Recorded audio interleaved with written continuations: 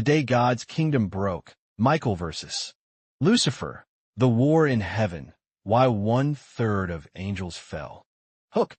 Every culture, every civilization has a story about the ultimate clash. But what if the greatest war in history didn't happen on Earth?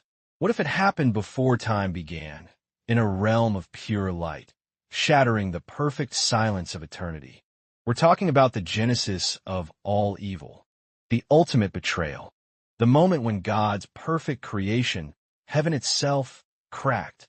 We're going deep into the ancient text to uncover the only confirmed eyewitness account of a cosmic conflict so massive, it saw 1/3 of the universe's most powerful beings cast out forever. This is the story of Lucifer, the light bearer, and his stunning fall. This is the story of Michael, the warrior, and his unwavering loyalty. And this is the story of the day God's kingdom went to war. Stay until the end, because the implications of this ancient battle are still shaping your life right now. Section 1. The pristine perfection. To understand the horror of the war, we must first understand the wonder of the peace that preceded it. The biblical texts describe a realm of flawless order populated by millions of spiritual beings, the angels. Within this divine hierarchy, one stood out. His name was Lucifer. The name literally means lightbringer or morning star. Prophetic passages, often attributed to him, paint a picture of unrivaled glory. Imagine an angel of such profound beauty and power, possibly created with gems and gold, walking among the fiery stones of the divine mountain. He was the seal of perfection, full of wisdom, and perfect in beauty. He was, arguably, God's greatest creation. But power and perfection came with a devastating flaw: free will. And Lucifer chose to use that will not for worship, but for ambition. This is the core conflict. His thoughts went from praise to plotting. The scriptures suggest he saw his own light, his own beauty, and decided it was enough to rival the Creator. Isaiah 14 verses 13 to 14. I will ascend to the heavens. I will raise my throne above the stars of God. I will make myself like the Most High. He wanted the throne. He wanted the adoration. And most terrifyingly, he was persuasive enough to convince 1/3 of the celestial host to follow him. Think about that. A colossal, unseen civil war brewing in the highest place of existence. Section 2. The two generals. The moment Lucifer's rebellion went public, the battle lines were drawn. And one figure rose to meet the usurper: Michael, the Archangel. Unlike Lucifer, Michael's identity is defined by his question, which is his name, Michael, who is like God. It's the perfect antithesis to Lucifer's arrogant claim. Michael is the loyalist, the chieftain, the commander of the faithful army. The Bible specifically names Michael as the great prince who protects God's people. He is the ultimate spiritual warrior. He doesn't fight for himself. He fights for the divine authority. So what did this war look like? Forget tanks and trenches. This was a battle of will and authority. It was a clash of spiritual titans.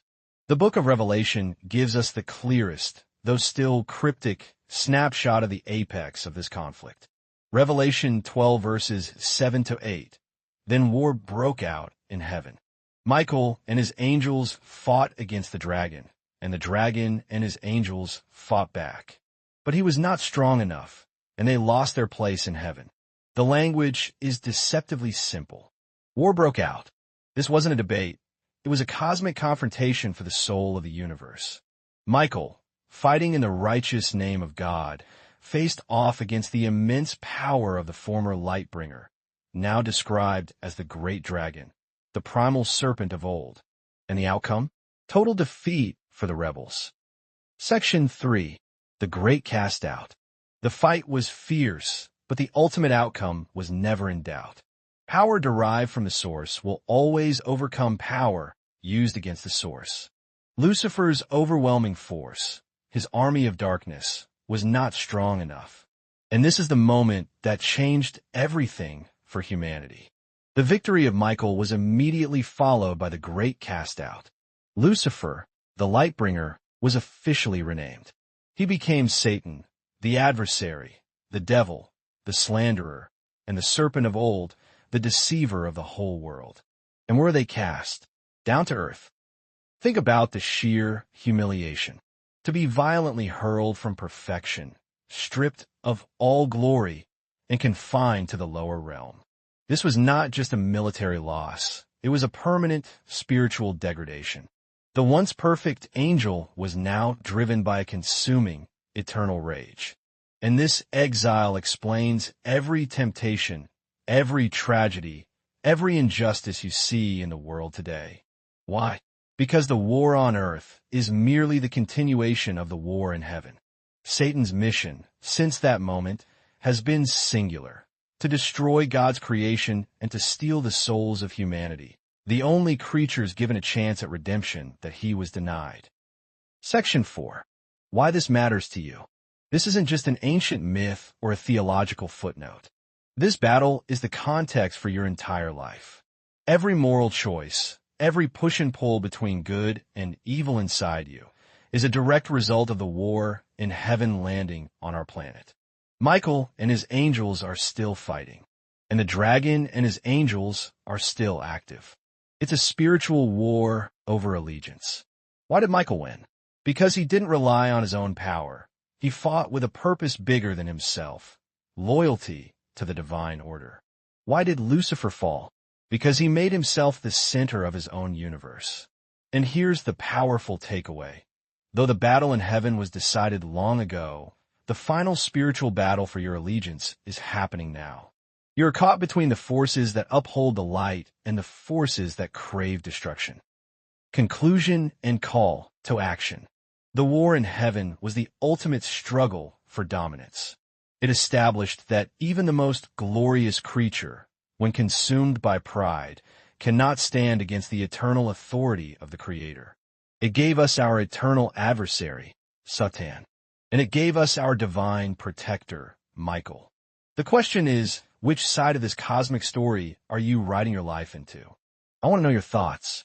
Does the concept of this celestial civil war change the way you see the struggle between good and evil today? Let me know in the comments below. If this deep dive into the hidden history of the universe blew your mind, smash that like button. And don't miss our next video where we explore the terrifying prophecy of the seven-headed dragon and its final war on Earth. Subscribe now and hit the bell icon so you don't miss a single upload from the ancient files.